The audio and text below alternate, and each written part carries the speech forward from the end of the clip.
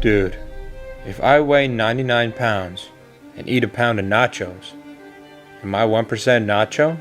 What? If you drop soap on the floor, is the floor clean or is the soap dirty? Dude, what are you talking about? Bruh, which orange came first?